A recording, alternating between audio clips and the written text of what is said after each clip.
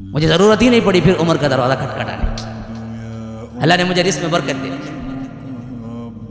آپ نے غصے ہی میں کہا، لیکن میں نے وہ کام شروع کیا، پھر دنیا بھی میرے لیے کشادہ ہو گئی.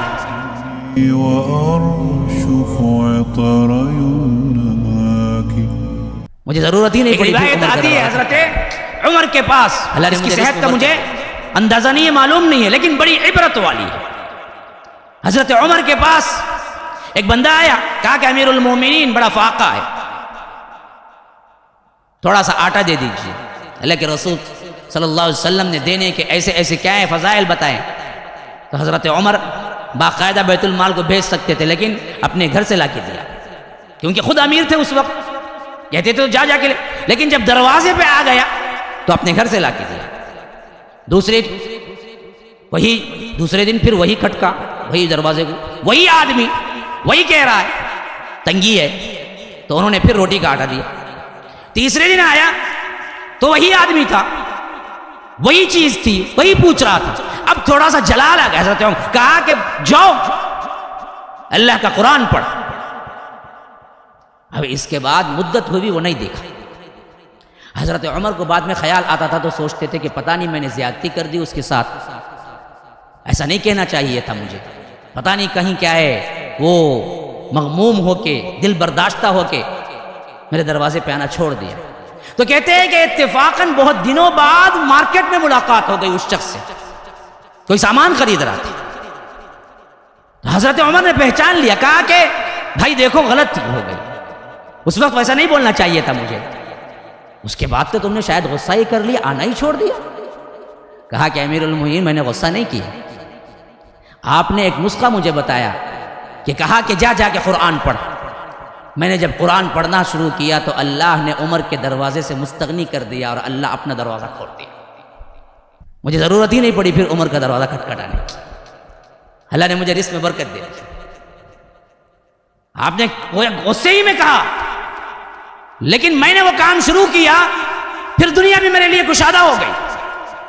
مجھے ضرورت ہی نہیں پڑی عمر کا دروازہ کھٹکھٹانے کے لیے. تو فَإِنَّ لَهُ مَعِيشَةً ضَنْكَا، تنگ کر کے رکھ دیں گے. نوجوانوں یاد رکھو، یہ تنگی کی زندگی سے نکلنا ہے تو یاد رکھو قرآن پڑھو، سیکھو، عمل کرو، تمہاری تنگی کی زندگی نکل جائے گی. جاب نہیں ہے، قرآن پڑھو، عمل کرو. 1 نہیں 10 جاب آئیں گے تمہارے واسطے، 1 نہیں 10 آئیں گے، 1 نہیں 10 آئیں گے. ہاں میں نے اڑیسہ گیا تھا، بالکل صحیح واقعہ ہے، شاید سن رہا ہو بندہ ہو. 4-5 سال پہلے اڑیسہ گیا تھا تو ایک میرا طالب علم جو یہاں پر آیا کرتا تھا، 4-5 سال پہلے مرکز میں آیا کرتا تھا، میں نے ایک مرتبہ یہی مشورہ دیا کہ کیا جاب کے حساب سے جتنی تنگیاں چھوڑو، قوت بازو پر بھروسہ رکھو، اللہ کے دین کی طرف پلٹو اور خود کام کرنا شروع کرو، اللہ تعالیٰ بڑے تمہارے لیے کیا راہیں کھولے گا. اور وہ بندہ مجھے فلائٹ کی ٹکٹ ڈال کے اڑیسہ بلایا تھا کہ آپ یہاں پر بیان کر کے جائیں. جب میں پہلی ملاقات کو وہاں پہنچا تو کہا کہ مولوی صاحب آپ کی ایک بات ہی جو مجھے بدلنے پہ مجبور کی، اور آج جو میں 10,000 کی نوکری کے لیے ترسا کرتا تھا چنئی کے اندر، جس وقت میں آپ کے بیانات آ کے سنتا ہوں، آج میرے انڈر میں ہائی کوالٹی کے سب سے بہترین نیٹورکنگ سسٹم کے افراد میرے ماتحتی میں کام کرتے ہیں اور میں ان سب کا ہیڈ ہوں، اور مجھے جو تنخواہ ہے وہ آپ تصور بھی نہیں کر سکتے. تنگی ایسے ہی نہیں آتی، یہ مہجوری قرآن ہے جس کی وجہ سے تنگی آئی. فَإِنَّ لَهُ مَعِيشَةً ضَنْكَا، ہم خود تنگ کر دیں گے تمہاری زندگی. وَنَحْشُرُهُ يَوْمَ الْقِيَامَةِ أَعْمَىٰ، قیامت کے دن اندھا اٹھائیں گے تمہیں. وہ کہے گا قَالَ رَبِّ لِمَ حَشَرْتَنِي أَعْمَىٰ، اے اللہ اندھا کیوں؟ میں تو کیا ہے بینا تھا، دنیا میں دیکھنے والا تھا. وَقَدْ كُنْتُ بَصِيرًا، اللہ کہے گا قَالَ كَذَلِكَ، یہ اس واسطے ہوا أَتَتْكَ آيَاتُنَا فَنَسِيتَهَا، میری آیتیں تیرے سامنے آتی تھی تو بھلا رہا، اس وقت تو اندھا بنا رہا. وَكَذَلِكَ الْيَوْمَ تُنْسَىٰ، آج تو اندھا بنا رہا، آج میں تجھے کیا ہے عمدن اندھا کیے دیتا ہوں. تو میری آیتوں کو جو بھول گیا تھا آج میں تجھے بھلائے دیتا ہوں.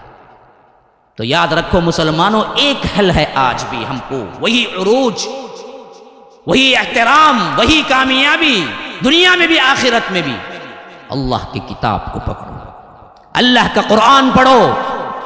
عمریں نکل گئی کوئی بات نہیں، ابھی سے کوشش کرو، ایک ایک لمحہ قیمتی ہے، ویسٹ نہ کرو وقت. قرآن سیکھو، قرآن پڑھو، اللہ کے پاس رو، گڑ گڑاؤ، اے اللہ مجھے کچھ نہیں چاہیے، تیرا قرآن پڑھنا سکھا دے۔